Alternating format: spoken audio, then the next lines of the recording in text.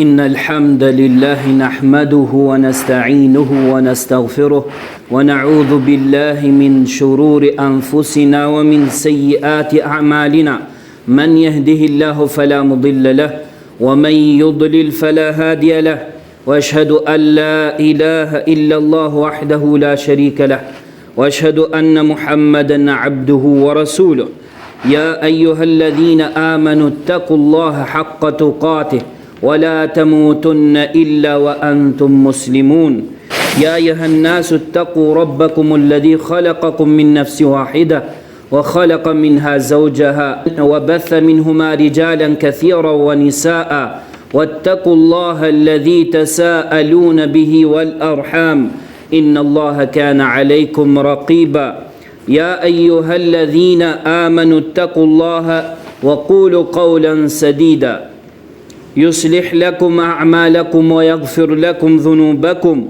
ومن يطع الله ورسوله فقد فاز فوزا عظيما أما بعد فإن خير الحديث كلام الله وخير الهدي هدي محمد صلى الله عليه وسلم وشر الأمور محدثاتها وكل محدثة بدعة وكل بدعة ضلالة وكل ضلالة في النار أما بعد Me të vërtetë të gjitha lavdërimet I takojnë Allahut subhanahu wa ta'ala. Atë lavdërojmë, ndihmë dhe falje vetëm prej Tij kërkojmë. I kërkojmë mbrojtje Allahut nga keqja vetëve tona dhe punëve tona. Atë që udhëzon Allahu nuk ka kusht ta humbë, ndërsa atë që ai e çojë në humbje nuk ka kusht ta udhëzojë. Dëshmoj se nuk ka të adhuruar tjetër më të drejtë përveç Allahut vetëm pa ortak. Po ashtu dëshmoj se Muhamedi sallallahu alaihi wasallam është rob dhe I dërguar I Tij. O ju cilët keni besuar, friksojeni Allahut me një frikë të vërtetë dhe mos vdisni ndryshe vetëm se duke qenë musliman. O ju cilët keni besuar, friksojeni Zotit tuaj I cili ju krijoi juve nga një njeri vetëm. E prej Tij krijoi bashkëshortën e Tij. E prej tyre nxorri shumë burra dhe gra. Friksojeni Allahut në emër të Cilit kërkoni të drejtat tuaja të ndërsjellta, si dhe friksojoni ndërprerjes së lidhjeve farefisnore. Me të vërtetë Allahu është mbikëqyrës mbi ju. O ju të cilët keni besuar, friksojeni Allahut dhe thoni fjalë të drejta. E nëse ju e bëni këtë, atëherë ai ju përmirëson veprat tuaja dhe ju fal gjunahet. Kush I bindet Allahut dhe të dërguarit të Tij, vërtet ai ka arritur një fitore të madhe. E më pas, me të vërtetë fjala më e mirë është fjala e Allahut. Kurse udhëzimi më I mirë është udhëzimi të dërguarit të Tij sallallahu alaihi wasallam. Punët më të këqija janë shpikjet në fe. Çdo shpikje është bidat, çdo bidat është humbje dhe çdo humbje është në zjarr. Robërt Allahut, keni frikë Allahun e lartësuar dhe ruajuni cytjeve të shejtanit, sepse shejtani përfiton nga çdo fjalë ose vepër që del nga njeriu ndaj vëllezërve dhe motrave të tij muslimane, me qëllim që ta bëj atë një derë hyrëse për prishjen e marrëdhënieve midis njerëzve, për ndezjen e zjarrit të epshit ose të interpretimeve të shtrembërta ose të armiqësisë dhe urrëties ndërmjet tyre, madje edhe sikur qëllimi I njeriu të jetë I pastër. Prandaj, muslimani kur flet ose vepron ose bashkëpunon me dikë tjetër, duhet të zgjedh fjalën ose veprimin nga I cili nuk priten keq interpretime, në mënyrë që të mos pendohet për fjalën ose veprimin e tij të thotë, as sikur të mos e kisha thënë këtë fjalë, as sikur të mos e kisha bërë këtë veprim.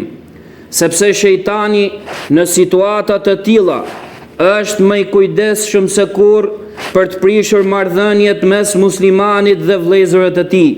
Ndaj, sa I përket sytjeve të shejtanit në fjalë, Allahu I lartësuar ka thënë: "Wa qul li ibadi yaqulu allati hiya ahsan, inna ash-shaytana yanzaghu bainahum, inna ash-shaytana kana lil insani aduwwan mubina." Thuaj robërve të mi të thonë atë që është më e mira, sepse shejtani fut sytje mes tyre. Me të vërtetë shejtani është armik I hapur për njeriu. Do me thënë, thuaj robërve të mi që kur të drejtohen njerëzve ose të bisedojnë me ta, qofshin ata besimtar apo jo besimtar, të mbikëqyrin më shumë kujdes vetet e tyre në atë gjë që shqiptojnë, e të zgjedhin prej fjalëve më të mirën dhe më të bukurën. Nëse ke një fjalë të mirë dhe një tjetër akoma më të mirë, atëherë zgjidh fjalën më të mirë dhe më të bukur, sepse Allahu i lartësuar nuk ka thënë të thonë atë që është e mirë, por atë që është më e mira. Kështu, kur të debatosh me shokun tënd, përpiqu të përdorësh fjalë në të cilat shejtani nuk gjen shteg për të prishur mes teje dhe vllait tënd, sepse shejtani gjuan prej shprehjeve ato fjalë që mund të kenë kuptime të shumta. Kështu ai zgjedh atë fjalë që ka kuptimin më të keq dhe e hedh në mendjen e dëgjuesit. Po ashtu kur të flasësh me gruan tënde, bëj kujdes që të mos shqiptosh diçka që mund të ngjall dyshime tek ajo ose që ja thyen zemrën, sepse shejtani tregohet më i kujdesshëm se kurrë në atë gjë që sjell prishje dhe shkatërrim midis burrit dhe gruas. Madje edhe kur dikush të shan, duhet të zbatosh cilësitë e robërve të gjithëmëshirshmit, të cilët kur u flasin të paditurit nuk u përgjigjen në të njëjtën mënyrë, por me fjalë të mira dhe të pastra nga fyerja dhe ashpërsia, ashtu sikur se thot Allahu i lartësuar: wa ibadur rahmani alladhina yamshuna ala al-ardi hauna wa idha khatabahumul jahiluna qalu salama. E robërit e të gjithëmëshirshmit janë ata që ecën në tokë me butësi dhe kur u drejtohen ignorantët me fjalë të këqija, ata u thon fjalë të mira dhe të drejta. Arsyeja është se shejtani fut sytje mes njerëzve, u aprish marrëdhënie dhe ndez sherrin midis tyre. Prandaj nëse dëshiron t'i thuash dikujt një fjalë, por ke frikë se mund ta kuptoj gabim, atëherë mos e thuaj atë fjalë, por se gjej një fjalë tjetër, sepse kjo është shenjë mençurisë dhe edukatës së lartë, si dhe ndërshkaqet më të mëdha për largimin e të këqijave që lidhen me armiqsinë dhe urrëtitjen mes njerëzve. Sepse ndonjë fjalë mund të jetë shkak i lindjes së armiqësive, edhe pse folësi nuk e ka pasur për qëllim një gjë të tillë. Madje për shkak të saj mund të shkëputen lidhjet farefisnore. Madje për më tepër mund të ndodhë edhe që të prishen marrëdhëniet midis burrit dhe gruas, dhe gjitha kjo ndodh ndonjëherë për shkak të një fjale që e thot dikush nga të afërmit ose shokët e tij, duke bërë shaka dhe pa qëllim të keq. Prandaj kini kujdes nga kjo, o robër të Allahut, sepse fjala, nëse del nga gjuha pa e peshuar dhe pa e kontrolluar, mund të bëhet shkak që folësi të pendohet, edhe sikur qëllimi i tij të ketë qenë i mirë. Ndaj, i dërguari i Allahut sallallahu alaihi wasallam ka thënë: "Iyyaka wa ma yu'tadharu min." Ruhu prej asaj nga e cila kërkon falje, ndërsa në një transmetim tjetër thot: "Wala takallam bi kalamin ta'tadhiru minhu gada." Mos fol me një fjalë për cilën do të kërkosh falje nesër, apo që do të justifikohesh nesër. Do me thënë, mos thuaj një fjalë dhe mos bëj një vepër që të sjell ngushtim dhe të detyron që të justifikosh veten e të thuash: unë nuk kisha për qëllim këtë gjë, por se kisha për qëllim diçka tjetër. Prandaj meditoni me vëmendje, o robër të Allahut, historinë e Musait alayhis salam, kur ai arriti tek uji i Medjenit. Ai aty gjeti një grup njerëzish që po u jepnin ujë bagtive të tyre, dhe pa dy vajza të reja që rrinin me janë, duke pritur derisa burrat të mbaronin së dhëni ujë bagtive të tyre, sepse përzierja me burrat nuk është prej moralit të gruas, përveç se në ato raste kur je i detyruar pra, dhe sepse një gjë e tillë ngjall dyshime dhe mendime të këqija rreth saj. Pastaj kur Musa alayhis salam i ndihmoi ato të dyja dhe u dha ujë për bagtitë e tyre, njëra prej tyre erdhi më vonë duke ecur me turp, pa bërë asnjë gjë që mund të ngjallte dyshime. Pastaj tha: "Me të vërtetë, baba im të thret ty që të t'jap shpërblimin e ujit që na dhe neve." Aja nuk tha eja, edhe pse po ta kishte thënë këtë nuk do të kishte gabuar, Ajo nuk tha na viziton shtëpinë tonë, ose urdhëron tek ne, edhe pse po ti kishte thënë ato fjalë nuk do t'ishte mëkatare dhe as gabimtare, por me që këto shprehje mund të mbartnin disa kuptime, dhe me që njeriu po ti dëgjonte nga një re mund t'i shkonte mendja larg, ajo zgjodhi fjalën që nuk i jep mundësi dëgjuesit ta interpretojë atë në mënyrë të dyshimt. Prandaj tha, me të vërtet baba im të thërret ty që t'jap shpërblimin e ujit që na dhe neve. Pra shiko sa edukate lartë dhe çfarë edukimi i mirë nga ana e prindërve, sepse ajo u tregua e kujdesshme në fjalët dhe sjelljen e saj, si dhe zgjodhi fjalët të cilat nuk kishte vend për keq kuptime dhe keq interpretime.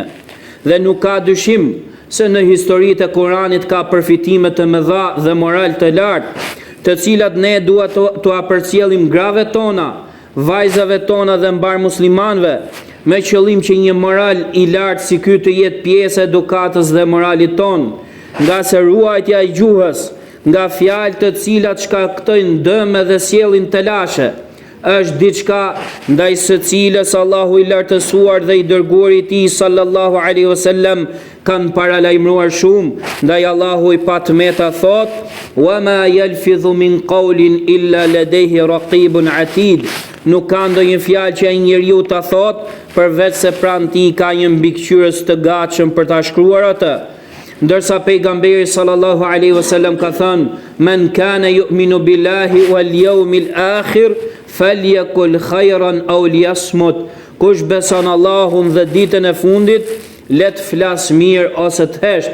Po ashtu pejgamberi alayhis salam thot: "Man yadman li ma bayna lihiyhi wa ma bayna rijlayhi admanu lahu al-jannah." Kush më garanton mua atë çfarë kam midis dy mjekrave, do më thënë gjuhën, dhe atë çfarë kam midis dy këmbëve, unë i garantoj atij xhenetin. Pra le të ruhemi dhe të tregohemi të kujdesshëm në fjalët tona, në mënyrë që të mos bëhemi shkak për lëndimin e të tjerëve dhe të vetes son, pa e kuptuar dhe pa e ndjer atë. I lutem Allahut të lartësuar që të na bëjë të vëmendshëm dhe vigjilent në çdo situatë dhe në çdo gjendje.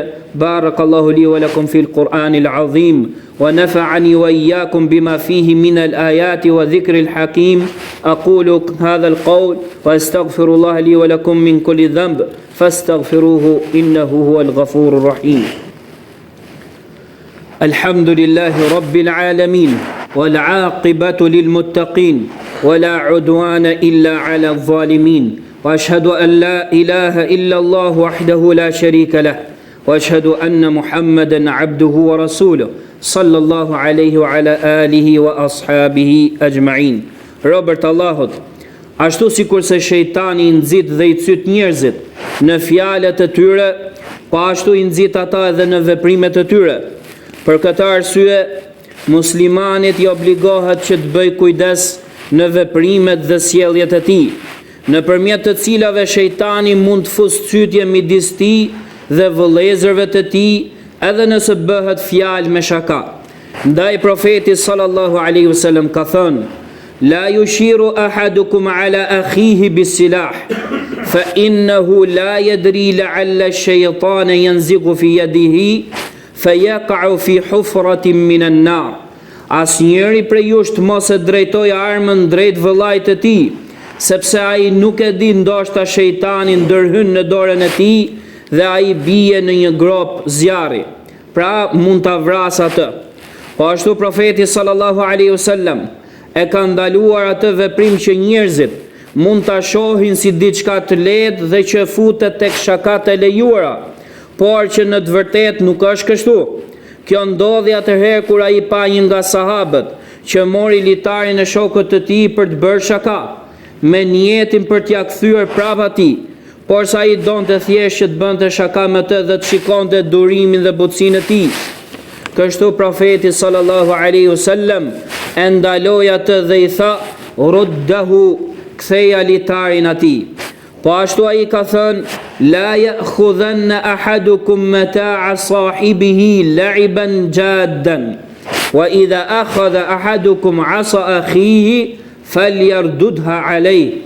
Asnjëri prej jush të mos marr plaçkat apo sendet e vllajt të tij, as me shaka dhe as seriozisht. Dhe nëse ndonjëri prej jush e merr shkopin e vllajt të tij, le t'ia kthejë atë.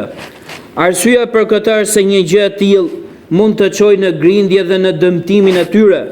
Disa njerëz neglizhojnë dhe tolerojnë shumë në veprime të tilla dhe në shaka të rënda me shokët e tyre, edhe pse dihet se pasojat e tyre janë të këqija, sepse ato ja hapin derën shejtanit që të prish marrëdhëniet midis njerëzve dhe të përhap armiqësi midis tyre.